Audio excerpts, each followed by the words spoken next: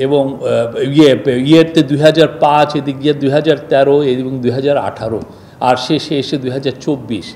তো এই 2013টা আমার মনে হয় যে বাংলাদেশের চেয়ে ভয়াবহ ইয়ার কিছু নাই, এমন কোনো ম্যাসাকার যে হয়নি।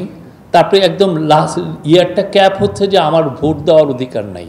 আমার ইলেকশন হচ্ছে 2014 5ই জানুয়ারি, কিন্তু আমি নভেম্বরেই জেনে যাচ্ছি আমি ভোট দিতে পারবো না, আমার 153টা ভোট সিল হয়ে গেছে।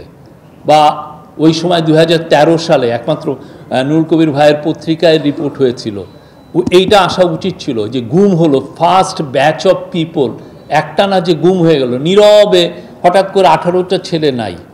এবং আমরা দেখছি কি রিপোর্টটা করছেন হচ্ছে নিউএস ছাড়া কেউ করছেও না, খুবই ইয়েতে, ভয়াবহ একটা বিষয়।